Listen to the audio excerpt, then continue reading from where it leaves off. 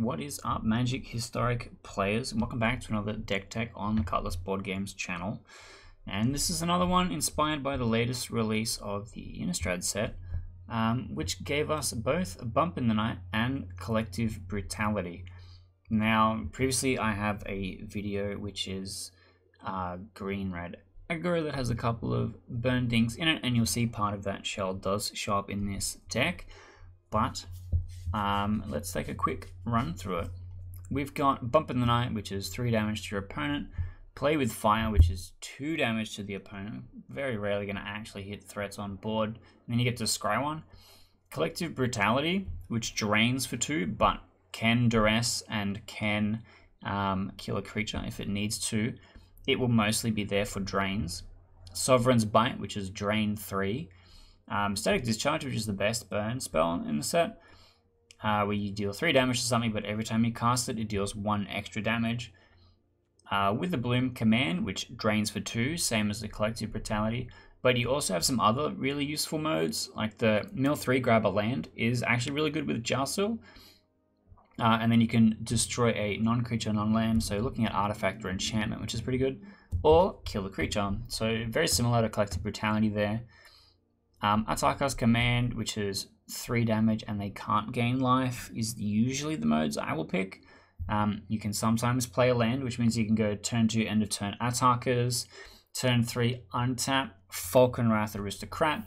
This is another one of the cards that came in the recent set, and I enjoyed playing a lot back when it was in the standard.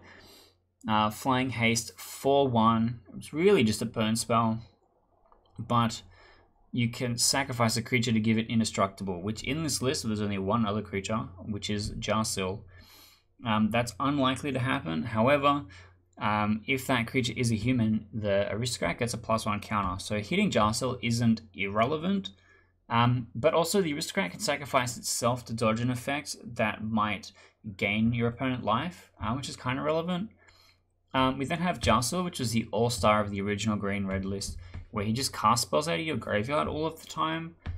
In this case, it's going to be trying to hit Bump in the Night or Play with Fire to just deal more damage to your opponent on the turn that you play him. But then he'll be copying drains pretty much every turn after that. And then if it copies it's not copy, like actually just casts at your graveyard. If it casts a Skewer the Critics, you could even get Jarsyl to cast a Falkenrath Aristocrat at the start of combat. Which is kind of crazy. Like, you've got that nice little curve out there, Falkenrath on the top end, and then Assemble from Parts. This is a niche card that I kind of really like, because you can use it to bring back a Jarsyl and you can use it to bring back a Falkenrath Aristocrat at the end of your opponent's turn. So this is like really good against control that has like board wipes in their kind of a kit, but it also shovels that back into a deck. So hitting Falkenrath Aristocrat gives you essentially 4 copies of it, except it comes in with 4 toughness instead of 1, which is pretty good. So that's kind of what we got going on here. The plan is just to go face with pretty much as many spells as we can, but let's see how it goes in some games.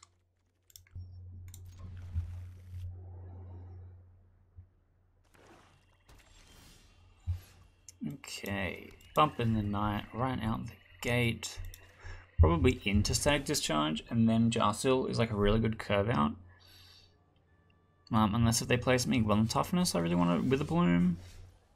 But these are sorceries, which means I kind of do have to just pick, huh? They haven't done anything. I could Atarka's end of turn, but I would rather just Static Discharge face here.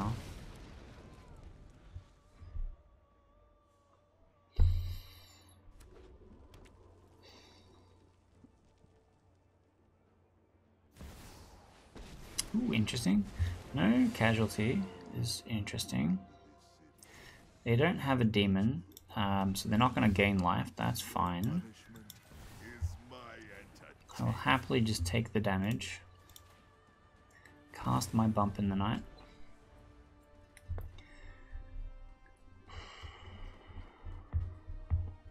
So I assume he kills Jarsyl here. Yeah. Ooh, and exiles it. So it's like more of a big black-red. That's interesting. so I have some options here. If I Collective Brutality, I can discard the Aristocrat and then assemble from parts it, which gets around the fact that I'm missing a land. So I might do that. Duress and Drain. Discard the Aristocrat. Well, that's interesting. Fatal Push seems unlikely to hit. Anger of the Gods won't hit the Aristocrat because it'll have 4 toughness at that point. And he's really far away from Toxrill. And I'm glad I got the creativity, because if he makes a devil with Ob Nixilis, he can hit it with creativity. Which could be kind of scary.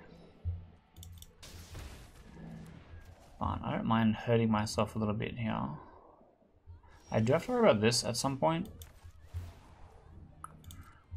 But I think I win the race before he gets that far. No, I don't want to sacrifice. I'm trying to attack.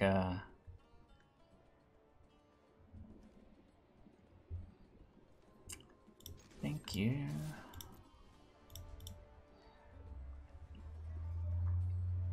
So he's 2 turns away from playing Toxrill, and he's 2 turns away from activating Ob Nixilis.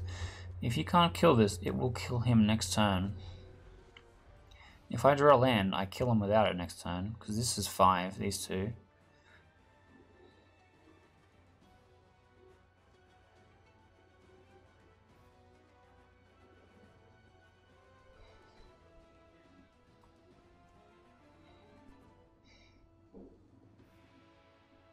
There might be a way for him to activate Revolt. Maybe? Left the battlefield. Makes a demon. He Anger of Gods the demon. And then Fatal Pushes the Aristocrat. What a line. What a line. But that also means I'm no longer in range of Nixilis killing me. I can just rip a land and win the game. Next turn. That's fine. I'm gonna pass and then use the Atarka's instant speed to guarantee there's no life gain. It's a 6. He doesn't have a devil. I would literally never discard a card to this. Okay, we're moving to end step. Cool, here's Atarka's. Cool, here's Witherbloom Command number 1. Oh, you can just mill cards, that's fine. Doesn't matter to me. This isn't bad, actually. I'm missing black, but I have enough things that it's not going to be a huge deal. I guess we'll just play with fire. Not that I condone anyone playing with fire, but I intend to play with fire.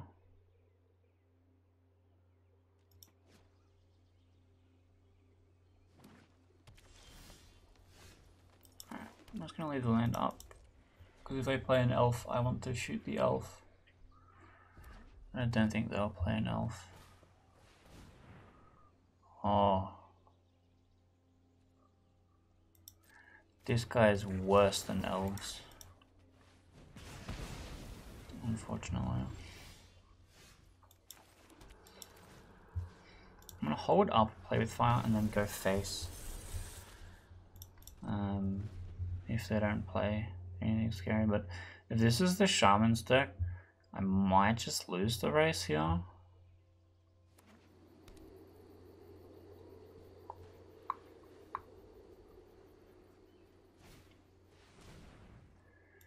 Alright, I can't stop them from casting 1 card for 1 less.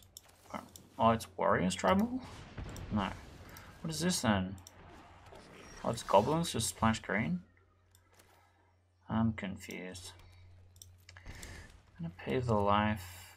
We'll go Static Discharge into Skewer the Critics. Get them down to 11. Because the Hordemaster I'm not very scared of. Like, it's an Anthem and it can get extra cards, but if I just don't kill it, he doesn't get enough goblins in play, it's not really a big deal. I think I win before the goblins become a problem. So I think this deck is going into green for an Archimancer so that they can cast their Muxus as fast as possible and as consistently as possible, which is interesting. So just for another one, unless it's a combo deck, like that's different from that. But it's annoying that it comes in tapped, but that's fine. I will Atarka's end of turn. There's a lot of life gain in goblins. That's fine. Don't care about that.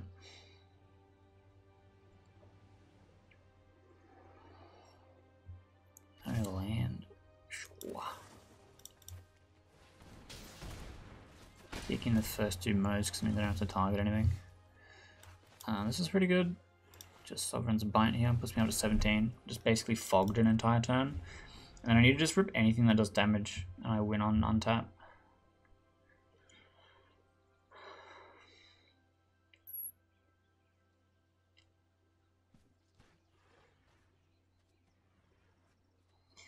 My opponent is in the tank. Okay, he's just dead now. But I'm gonna see what happens. He might be able to do some stuff in response. Depending. I don't think you can gain life in response. You might be able to kill me in response. Probably should have just responded to this on the stack, but I'm curious to see what is goblining on. I can just respond to him comboing and winning the game. By Atarka's commanding. I think I can also just do it here. That's fine. Yeah. Get it.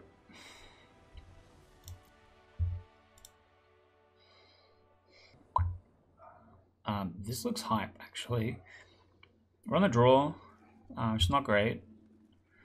But we have just constant action, which is great. Okay.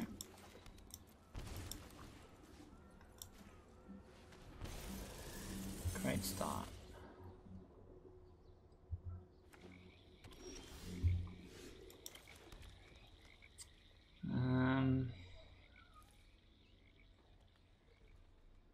I think I want to just Static Discharge. We'll find out if they're playing counter spells. Looks like no. Oh, it's a Planeswalkers deck? Alright, well, you're on 10.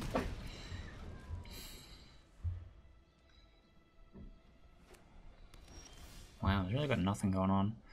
I'm going to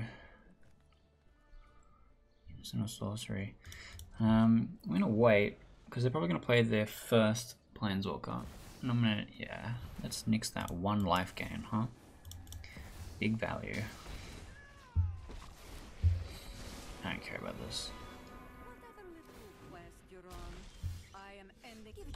And rip Witherbloom Command. I'm going to pass again because I can Atarka's end of turn. And if I rip a land, I go Sovereign's Bite, Skewer, win the game. Don't come any closer. Yep. Can't gain life. You're on 4.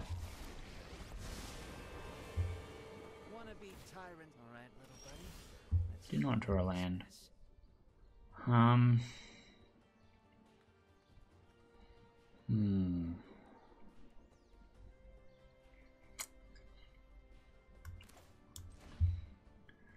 Let's go like this. So I'm gonna mill 3 and then put a land in my hand. We hit. We need a red. This is a red. And then now we get to cast Skewer the Critics and win the game. We found the line that gets us there. That was really lucky. But I mean, eventually we had to find a land. And Arena is skewed to leaving you stuck on 2. I could literally mathematically prove that one. But we managed to play around it and still get there. They were on -1, so we only had to stop one of the life gain activations of the beacon. But otherwise, that was, you know, pretty easy, pretty straightforward. So that is the Jund Burn deck tech. I will be putting a paste of the deck list in the description, so if you want to import it into your Arena client, that's right there for you. But while you're looking in there, hit that like and subscribe button. I do actually have a whole bunch of other content on this channel. I'll put up some buttons up on here for you to have a look at. We do a bunch of Magic historic stuff. I've also got Marvel Snap content and Pokemon trading card games, something I picked up recently. But I also make my own board games, and I have a bunch of devlogs and tutorialization type content on that as well if you want to check that out. So definitely stick around, because I will be showing off lots more cool things in the future that I hope that you'll see.